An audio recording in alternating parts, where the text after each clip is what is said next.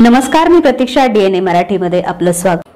अहमदनगर जिल्हाधिकारी कार्यालयासमोर प्राथमिक शिक्षक संघटना, प्राथमिक शिक्षक समन्वय समिती यांच्या वतीनं शिक्षकांच्या विविध मागण्यांसंदर्भात मोर्चा काढण्यात आला होता.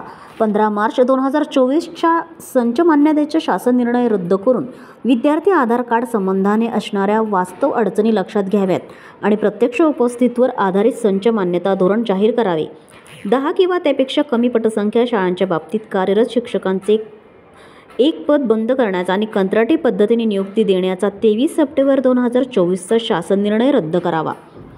रिक्त पदांची पवित्र पोर्टलमार्फत शिक्षक भरती करावी. यांसह प्राथमिक शिक्षकांची अशैक्षणिक कामे रद्द करून शाळा आणि शिक्षक हित याकरिता असलेले जातक शासन निर्णय रद्द करून विविध मागण्यांच्या संदर्भात 25 सप्टेंबर रोजी जिल्हाधिकारी कार्यालयावर अहमदनगर जिल्ह्यातील सर्व शिक्षक संघटना आणि प्राथमिक शिक्षक समन्वय समिती यांच्या वतीनं जिल्हाधिकारी कार्यालयावर भव्य मोर्चा काढण्यात आला. या प्रसंगी आमदार सत्यजित तांबे आणि खासदार निलेश लंके, राजेंद्र ठोकळ, बापूसाहेब तांबे, राजेंद्र शिंदे, संजय कळमकर, सीताराम सावंत, प्रवीण झावरे, नानासाहेब गाडवे, दत्तात्रय पाटील कुलट, प्रवीण ठोबे, कल्याण लवांडे, बबन गाडेकर, गोकुळ कळमकर, अनिल अंधाळे यांच्यासह सर्व शिक्षक शिक्षिका मोठ्या संख्येने या मोर्चात सहभागी झाल्या होत्या. संपूर्ण राज्यामध्ये प्राथमिक शिक्षक जे आहेत ते आज आंदोलन करतायत आणि जिल्हाधिकारी कार्यालयांवर त्यांचा मोर्चा चालू आहे. राज्यातील शिक्षण व्यवस्था जी आहे त्याची अवस्था अतिशय दयनीय झालेली आहे आणि हे मागच्या फक्त काही 1, 2, 4, 5 वर्षात नव्हे तर मागच्या 25-30 वर्षात सातत्याने शिक्षण व्यवस्थेकडे आणि आरोग्य व्यवस्थेकडे दुर्लक्ष या देशामध्ये झालेला आपण पाहतोय. त्याचाच परिणाम आज पाहतो की शिक्षणामध्ये आपला दर्जा महाराष्ट्राचा दिवसेंदिवस खाली चाललेला आहे आणि म्हणून हे शिक्षण देण्याची त्यांची जबाबदारी आहे. ते जे शिक्षक आहेत त्यांना शिक्षण सोडून बाकीचे सगळे प्रकारचे कामं दिले जातात आणि म्हणून त्यांना रोज नवनवीन सरकार कोणी येतं, त्यांना काही कामं सांगतं आणि शिक्षण सोडून वेगवेगळी कामं सांगितल्यामुळे विद्यार्थ्यांकडे फार मोठ्या प्रमाणात दुर्लक्ष या शिक्षकांचं होतंय.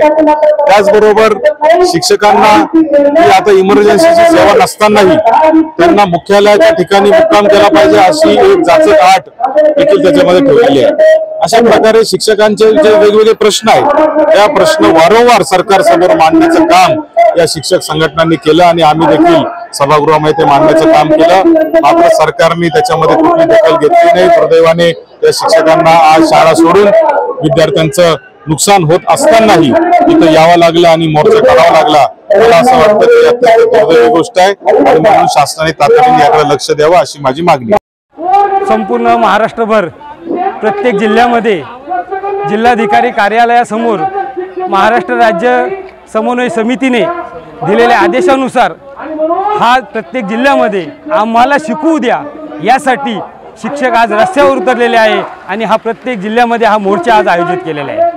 शिक्षकांच्या कामाच्या बाबतीत तर म्हणायचं झालं तर शिक्षकाचं मूळ काम जे आहे तेच त्याला करू दिलं जात नाही. पुरोगामी असलेल्या शाहू फुलेंच्या महाराष्ट्रामध्ये शिक्षकाला असा टाहो फोडण्याची वेळ येते हे खऱ्या अर्थाने या पुरोगामी महाराष्ट्राचं दुर्दैव म्हणावं लागेल. शालेय पोषण आहाराच्या बाबतीत असेल, संच मान्यतेच्या बाबतीत असेल, ऑनलाईन कामाच्या बाबतीत असेल, गणवेशाच्या बाबतीत असेल, इतर अनेकविध प्रश्न बाबतीत हा मोर्चा आज या ठिकाणी आला आहे. परंतु यातला महत्त्वाचा प्रश्न आहे या इतर कामांमुळे शिक्षकाला विद्यार्थ्यासमोर जायला वेळ मिळत नाही. त्यामुळे आमचं जिल्हा परिषद आणि नगरपालिकामध्ये शिकणारे विद्यार्थी हे गोरगरिबाचे मुलं आहेत.